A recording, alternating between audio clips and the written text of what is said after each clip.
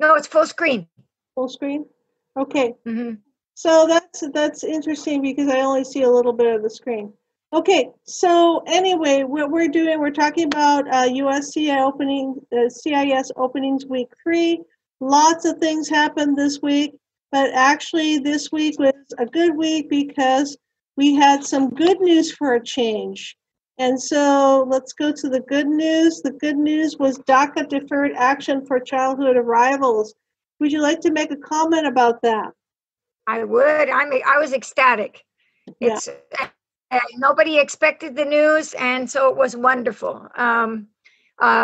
People expected it to be to the Supreme Court going the other way, and they voted to. Well, they said to Trump that he hadn't killed the program in the correct way, so it continues to be exactly as it was before.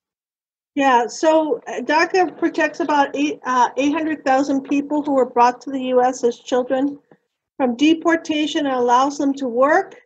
And in 2017, the Trump administration tried to stop the DACA program, and the lower courts allowed them DACA recipients to continue to register so they could stay in status.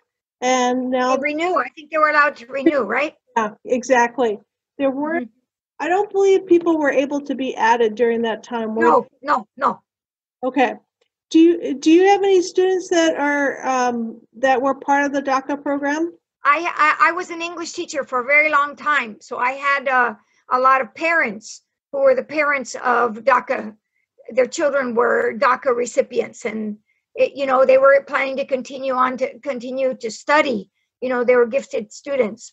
So that's why I was happy, is that, it allows these young people to continue, Yeah, and I understand the significant amount of DACA recipients have actually gone into public health and also public education as professions. Oh, I hear that it was 27,000, something like that, who are on the front lines. They're medical workers. They could be nurses or doctors or whatever, but they're fighting coronavirus, and it's like, woo, that would be terrible to have to suddenly say goodbye to those 23,000 people. Yeah. So this is, I wish I was in San Jose when this happened. This must have been an incredible celebration. Oh my, yeah. I cried with joy. That was an amazing thing. Yeah. That's the good news, but now we have some bad news. Yeah.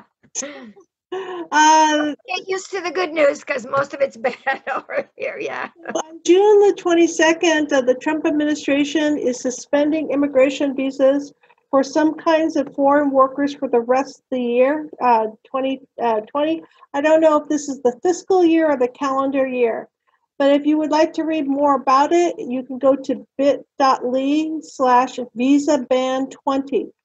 And the following visa categories are affected: H-1B high-skilled workers, H-2B seasonal non-agricultural labor, H-4 spouses and dependents of H-1B and H-2B holders, J-1 and J-2 cultural education exchange and their spouses, L-1 specialized company employees, and L-2 spouses and dependents of L-1 holders. And this ban does not affect those working currently in the United States on an H-1B or similar visa. So if you're already in the United States and you're already on this visa, it doesn't affect you. Right, you're okay. Yeah. It's the people who are waiting outside to come in here. They might have had their visa approved, but at this point they're going to have to wait. They won't allow them in, I think. Yeah. Notice that the agricultural workers are allowed in, right? Yeah. H-2B. Mm-hmm. And people are also concerned about au pairs, the young European women who come over and take care of kids. They want those people to come through. So are they? What visa are they on? Are they J1 or what are they? I always thought they were part of J1, but I could be not important. But that means that au pairs are not going to come this year. Isn't that what you're saying? Yeah, but the thing is that I think people live and die by au pairs. So they really need childcare, and I don't see how they could live without the childcare.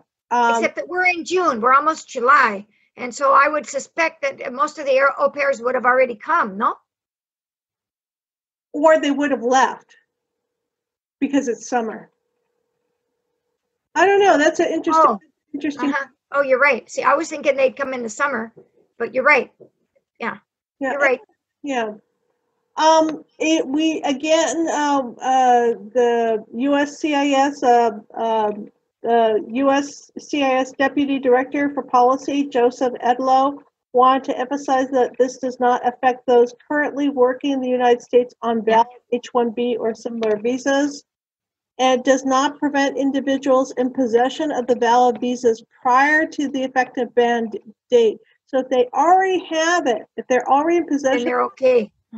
Okay, they can enter or re-enter the country. Okay? So it's people who are applying for those visas will have to wait. Is that right? Right. And the whole point of this is to help American workers get back on their feet because of COVID-19. Although it's difficult to see the connection. But yeah, thank you. That was well stated.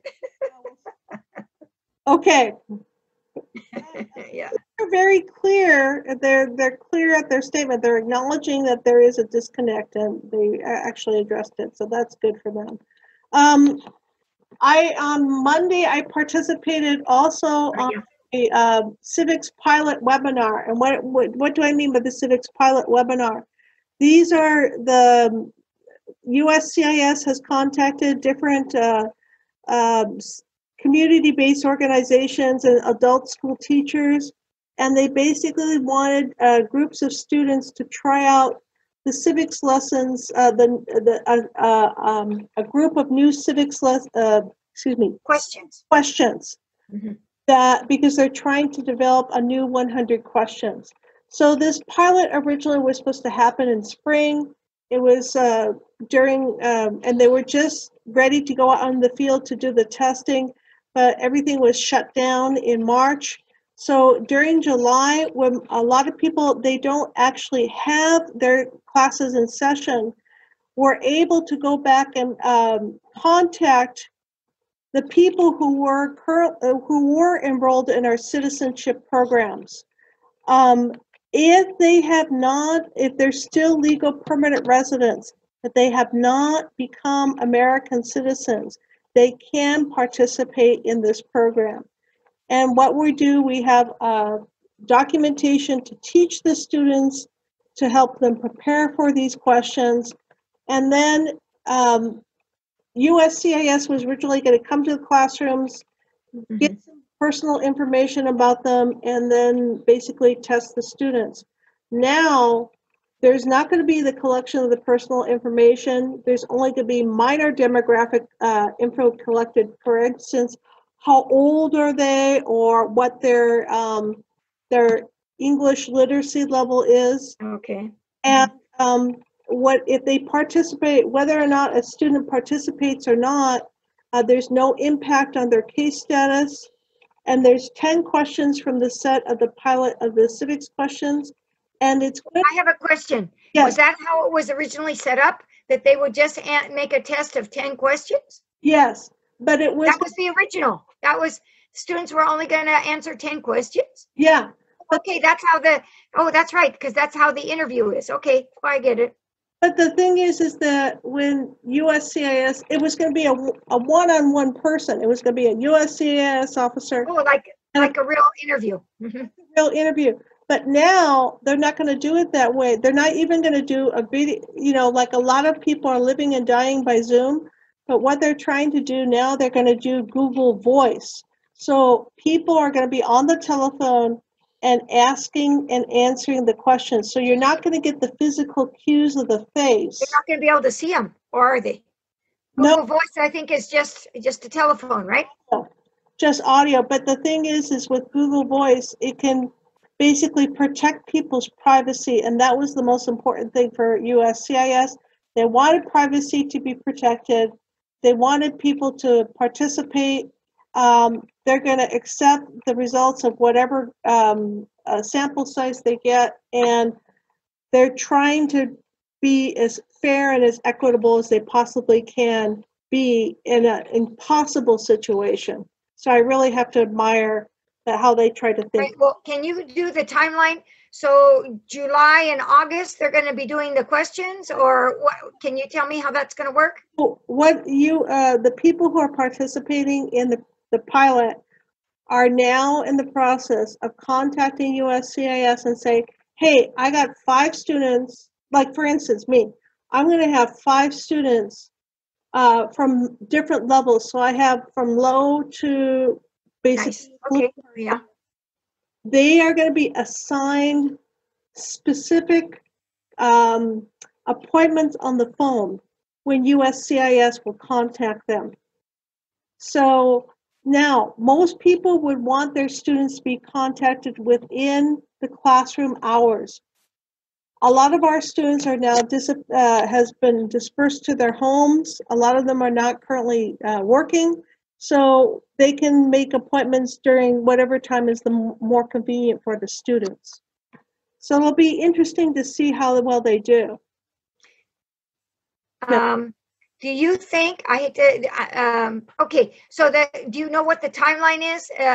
How long are they going to be conducting these interviews or these questions? They need to do it in the month of June, and remember they're coming up against the August furlough deadline. I know, see, that's exactly what I was going to bring up. Yeah. Is that they're really, that was the next topic for me, is that.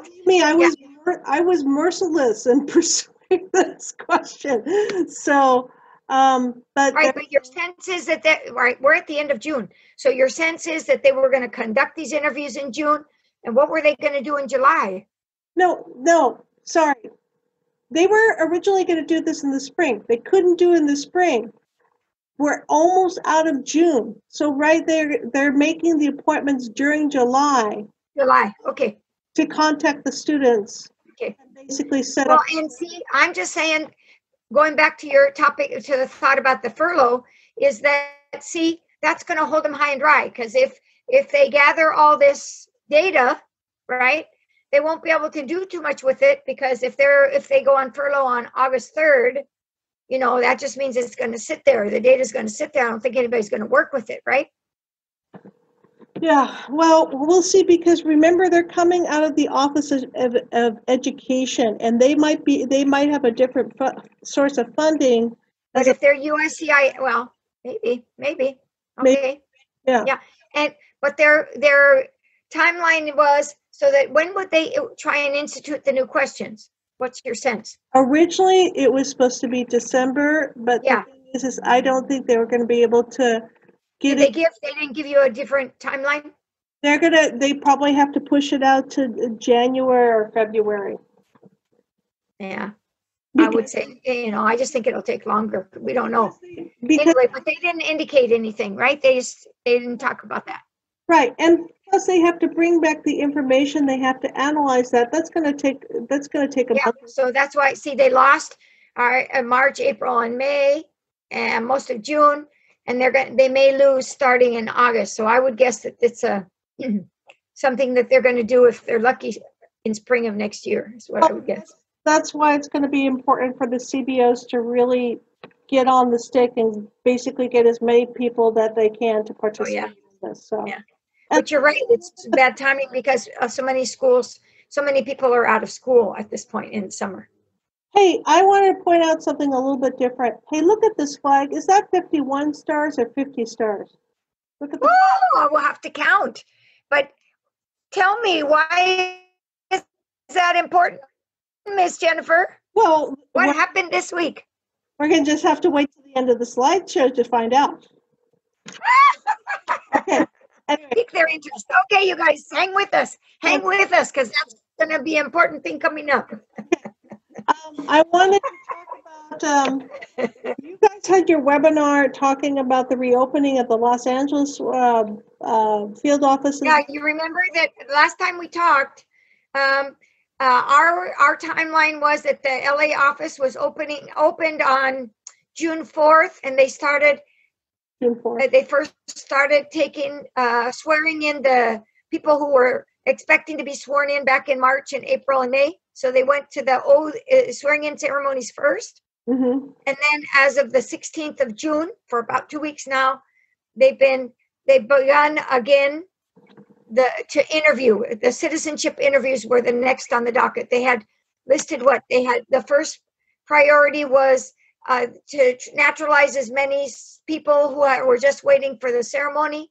The second priority was the students who had been called for their citizenship interview but were stopped because of the sudden stop or the coronavirus.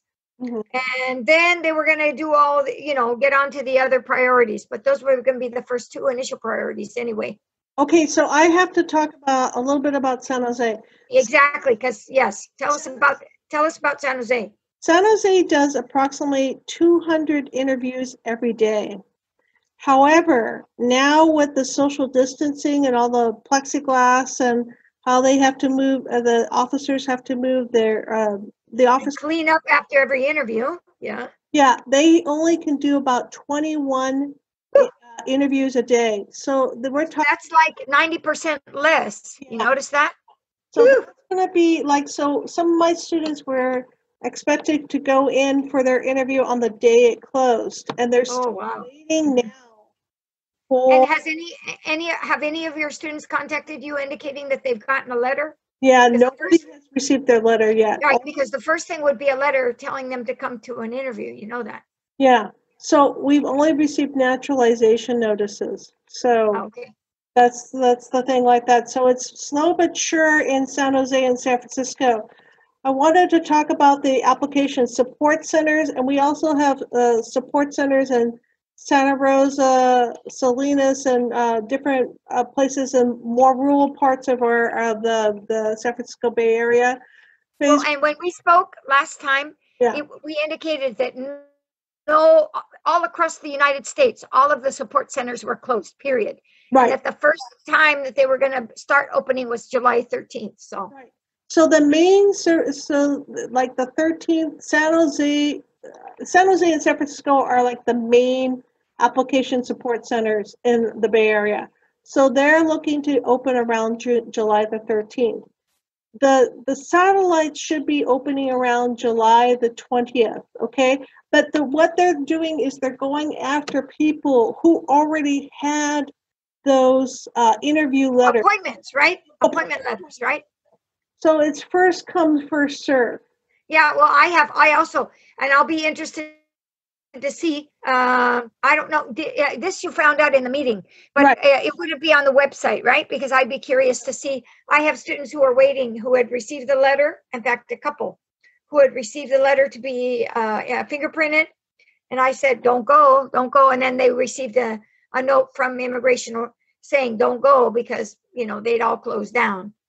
So we have like 12 offices in Los Angeles. There are like 12 ASCs.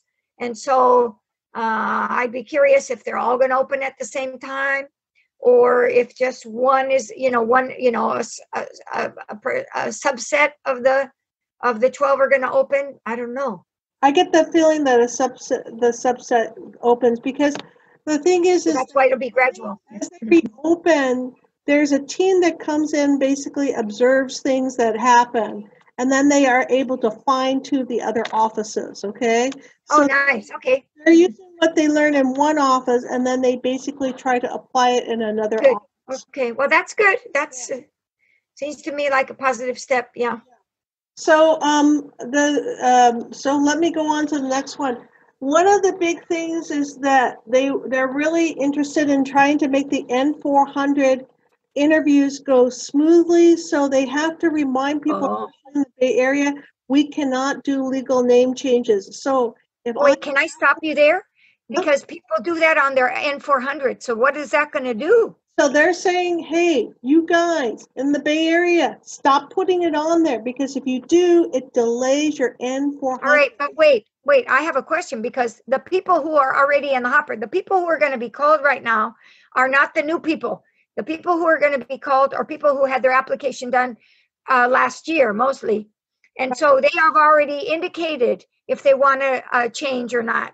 So what is that going to do to their application? Instead of like, say for instance, somebody who says, I don't want my name changed, applies on somebody alongside somebody who says, I do want to have my name changed. The person who says, I don't want to have my name changed will be called before the person who says, I do want to have my name changed. Does that make sense? What about the people who are already called? I have 3 or 4 who are already called. It's the same thing. The people who say, oh, Lord. Okay. So anyway. If they put on there already, because they would have done it already, that they want to do a name change, then are you saying that they won't be called? Yeah, but in Los Angeles, you can do your name changes, not in San Jose and not in San Francisco. Oh, interesting. Okay. Well, you know why? Because Los Angeles, I believe that you have the USCIS process is basically occurs, and the swearing in and all that stuff occurs in the court. It's a part of the judicial system. Up here, it is not part of the judicial system. So if you need to get your name changed, you have to go to court. I see. Okay. So that's why it works in Los Angeles. It doesn't work that way up. Okay. Okay. You're right. You need to inform your students of the people. I mean, the people who already have submitted their applications can't do anything about it. Yeah. But what you're saying is the people who are starting to apply, then they need to keep that in mind. Yeah, or at least know where they're applying and know if they can do the name change or if they can't do the name change. Okay, medical waivers for naturalization exam must be submitted at filing. So that's the N648, I believe. Oh, no, but that's normal here too. I mean, normally you would submit the medical waiver at the same time. It would be submitted at the same time with the N400. That's at least over here anyway. Some people don't do this, so we're still, again, we need to focus in on making that N400 run that smoothly.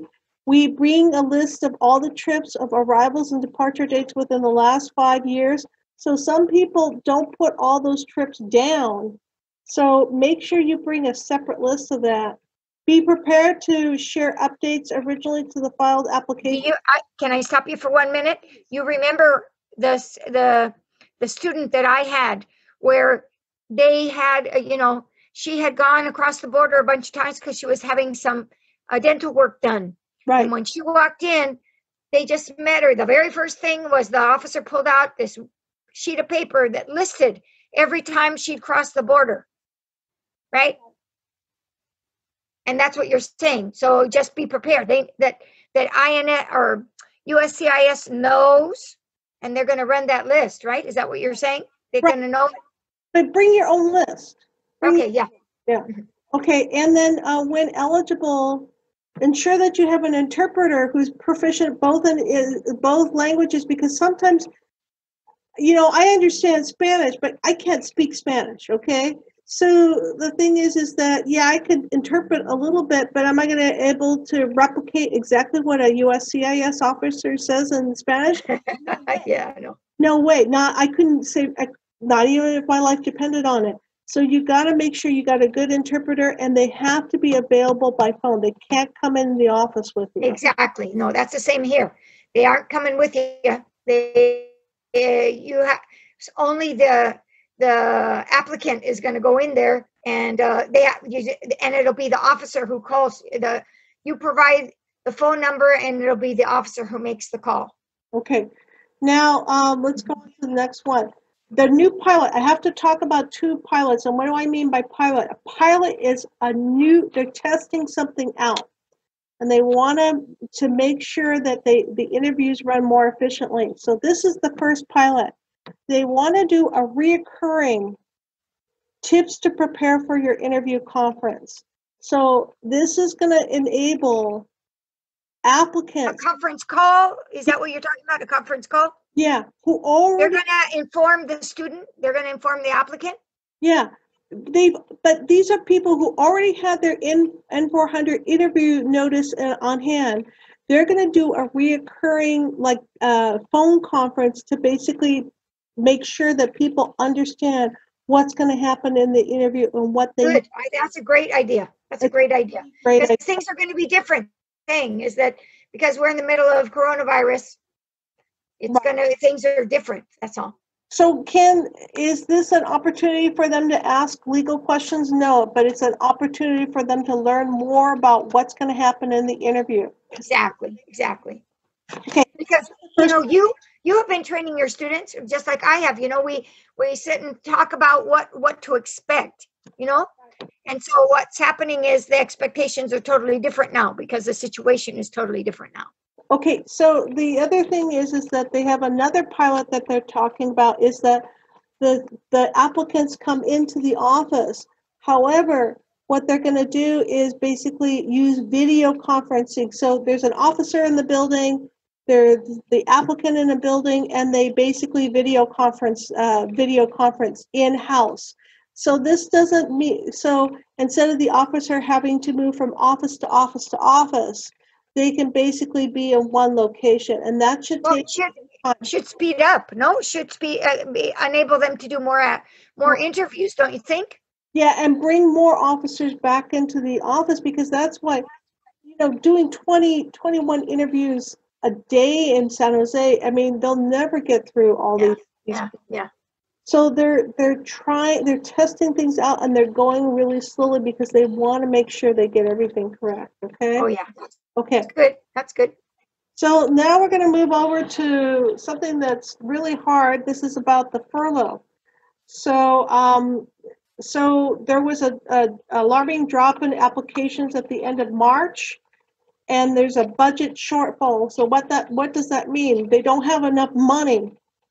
So they're going to go to Congress to, so USCIS is going to go to Congress to ask for more money to continue their current operations. So they're saying that the taxpayers don't need to pay for this. They want to basically get a loan from Congress, and that will be paid back to the U.S. Treasury. Now, how are they going to do that? So, or why do they want to do this? If they don't get this loan, there's going to be a furlough of over 13,000 staff members, which will have negative impacts. That's USC interviewing officers, that's caseworkers, that's a whole bunch of people that are processing our paperwork and are helping us become legal American citizens, and basically helping us get legal status. So what are they trying to do? Their suggestion is that they're acknowledging that this is a really unprecedented times. So because USCIS operations relies on fees, they are suggesting that they go in and add a 10% surcharge to all applications. 10%.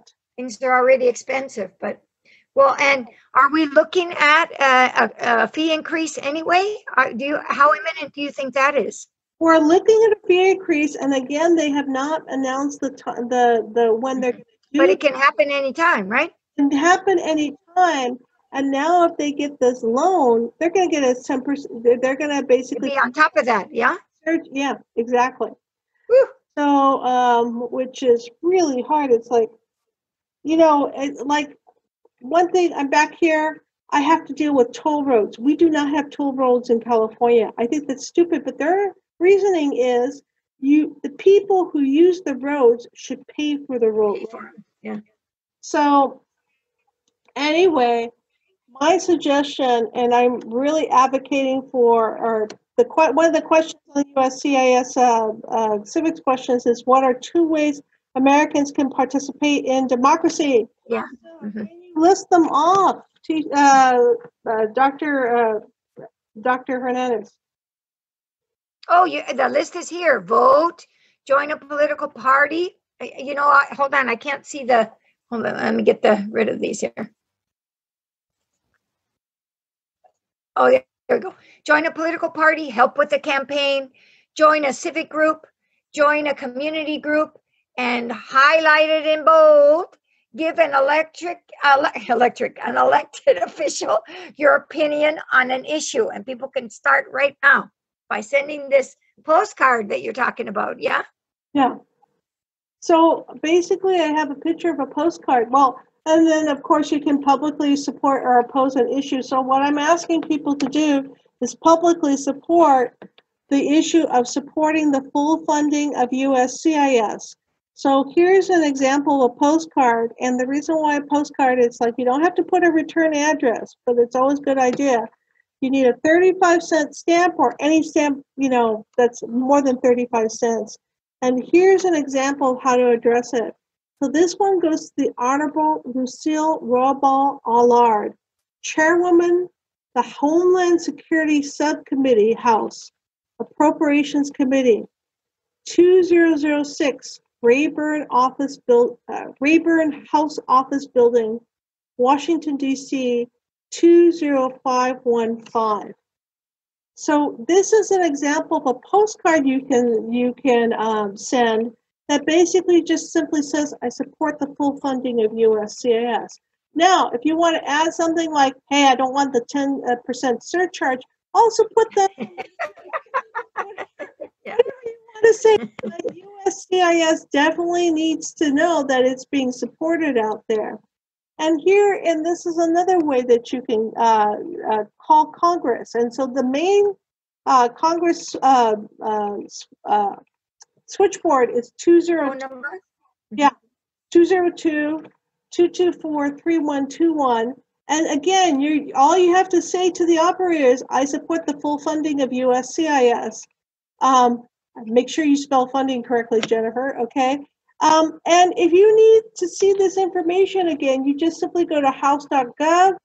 You could get I have the phone number here directly to the House Committee on Appropriations for the Homeland Security Subcommittee, 202-225-5834. And also I have the list of the membership here. And they basically are, you can contact them on their individual house.gov web pages. You could email them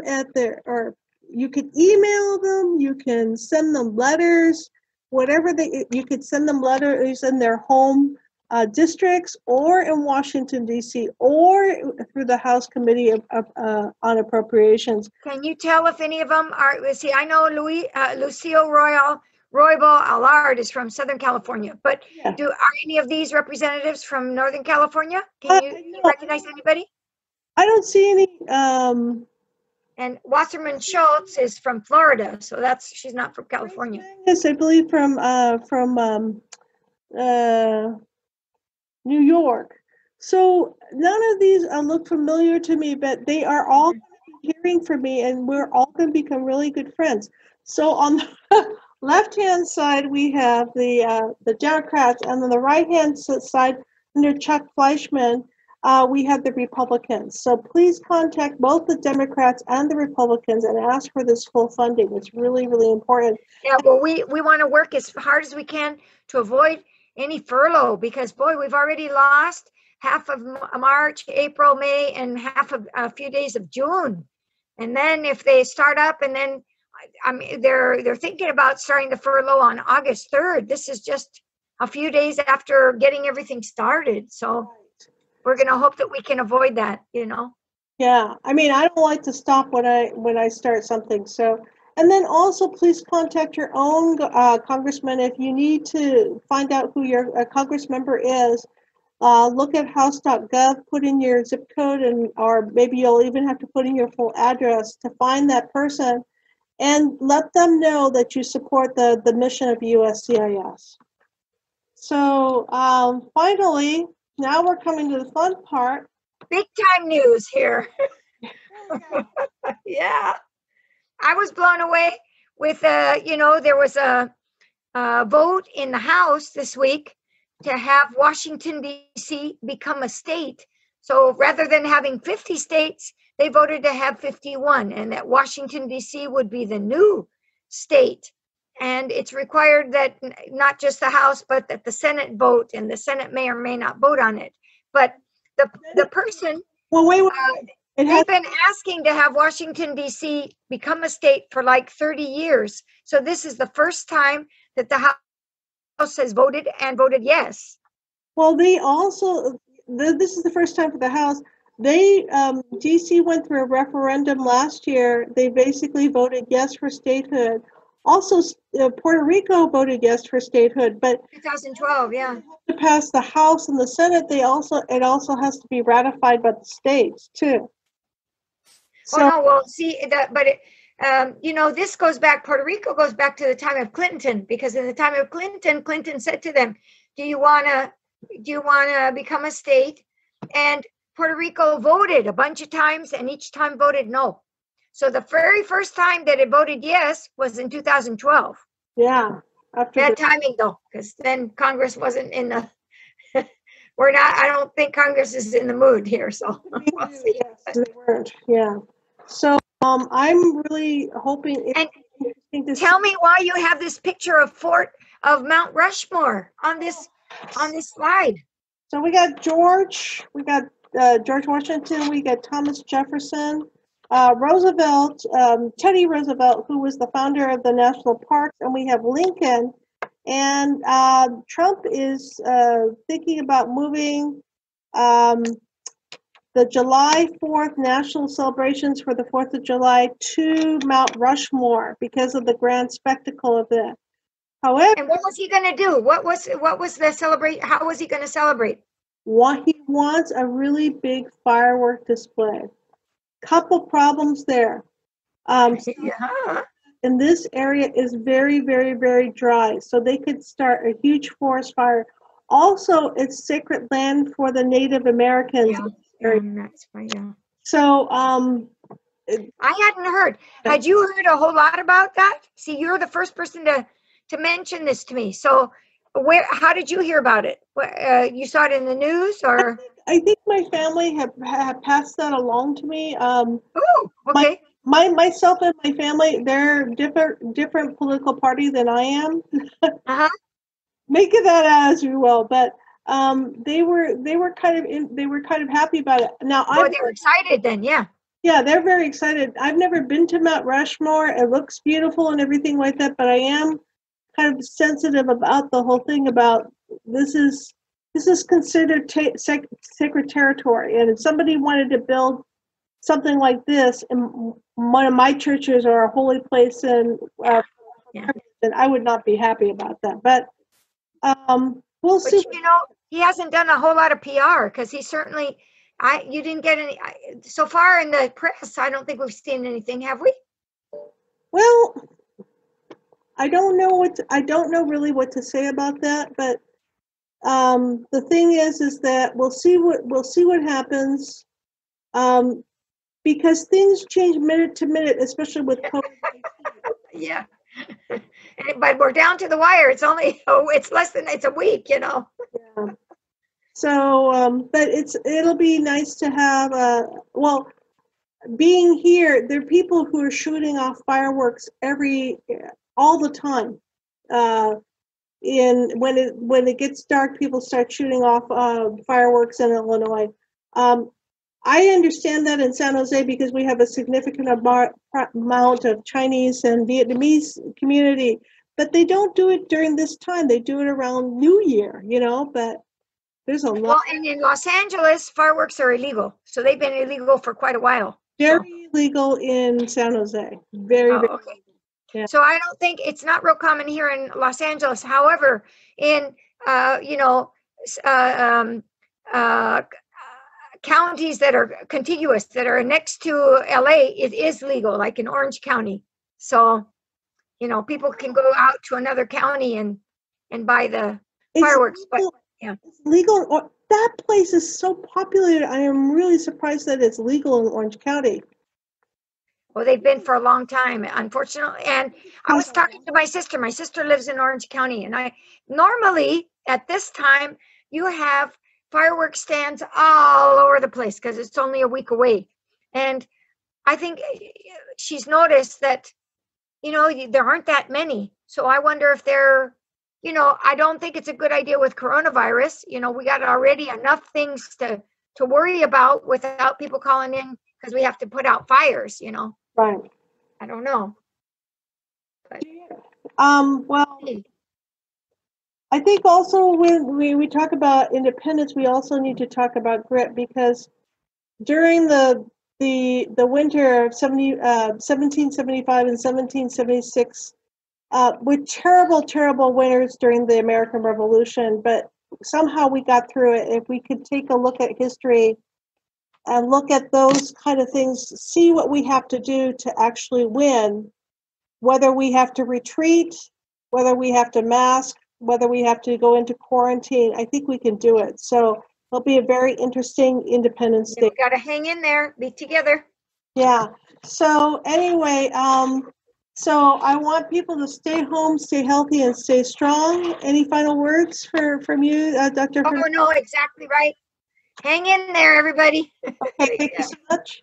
And I will talk to you later. 1 second. Let's wave goodbye to. Let's wave goodbye. So, okay.